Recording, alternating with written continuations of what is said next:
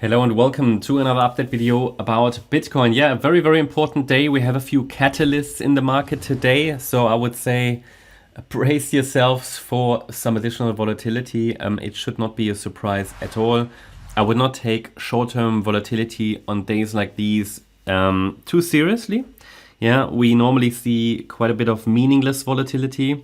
That's just one thing. So if the price quickly swings up and down, it might not even change the trend. So we might see short-term or let's say invalidations of really some micro patterns. That's typically what happens on these days, or waves go to their extremes. But overall we continue to follow our roadmap. Some traders try to stay away from the market on days like these. Some adjust position size. If you are a careful trader, you really want to limit position size or definitely have your stops in place and or maybe even stay away from the market until things have settled. It often takes a shakeout of traders before the next great setup can emerge. We start on the daily chart here for Bitcoin. Here the situation is unchanged. What is noteworthy, however, is that Bitcoin yesterday broke below this previous breakout line to the upside. Okay, so we had a breakout to the upside, but then yesterday a breakdown again. Until yesterday, this previous line located at around 67,500 did hold. It did hold a retest, but the price could not break out to the upside above 71,800, and therefore we then retested the lower line and broke it. Now, this is not so meaningful, at least not from an Elliott Wave point of view.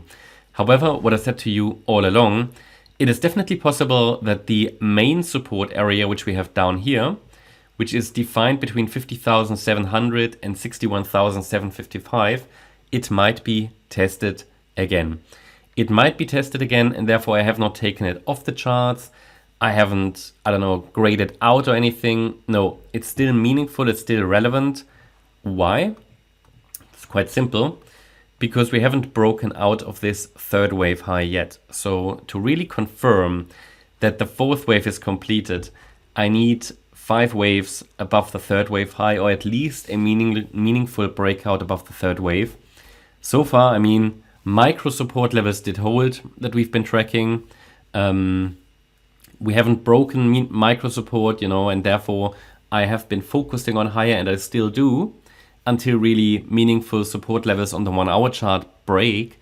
But still, that doesn't mean I don't have the confidence to say that we've really bottomed in wave 4. I'm tracking it like that, but it's just too fragile. And Elliott Wave tells us it is fragile because the move to the upside is not an impulse. So we're dealing with ugly diagonal patterns. The way I'm labeling it is that we're currently in a B wave pullback within this larger third wave here. So we can show you that. Fourth wave bottomed on the 1st of May. That's the thesis. Then of that wave 5, which should send us to 86K, we had a wave 1 complete, wave 2 complete. We had a breakout of our wedge, which is great, but the third wave wasn't long enough. So this is only the A wave of the third. Then a B wave pullback. For the C wave, I'm looking at possibly 76.5K, maybe even higher. Then we should get a fourth wave and a fifth wave. This would be the roadmap. But because this is a diagonal pattern, it is very, very prone to wave count changes. It is what I'm primarily focused on, and therefore in this area, I'm watching for a reversal, maybe after one more low.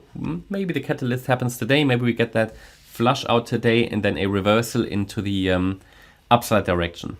But if that doesn't happen, then the market might simply retest the lower support area here, the main support area, which has remained stable for a couple of months. In this scenario, we're not dealing with a WXY structure in wave 4. No, we're dealing with an A, B, C structure, a larger wave 4. But I can only confirm that if we break below certain support levels that we are watching on the 1 hour chart, which we're going to take a look at now.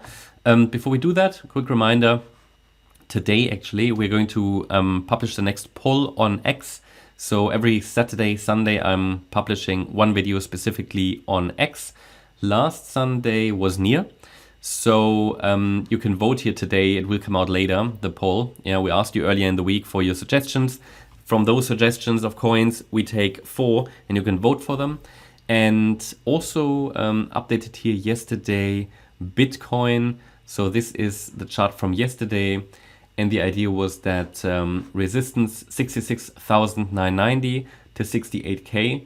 And we need a break above that initial resistance level, 68,070, to have an indication that a low has formed. So let's take a look at if this still stands. If you want updates like these and participate in the polls and everything, make sure that you follow us here on X. And this here is the shorter time frame. I've made one addition to that signal that I provided there. The addition is that I've added a corrective price channel, this 1 hour price channel. And the idea is that we are likely, at least that's the count, that's the thesis, that we're turning around in this micro support area here, yeah? Between 62,540 and 67,205. This is the support area, which is supporting the B wave pullback that I just showed you here on the daily time frame. This is a support area I'm not showing on the daily, but just below we have the main support area.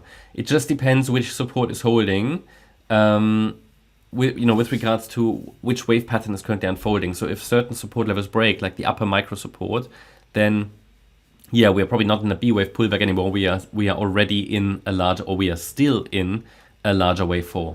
But that's currently not expected. I'm actively tracking here the pullback as a B wave of this third wave I've just mentioned. Then another 4-5 pattern should take us to around about 85 to 86K.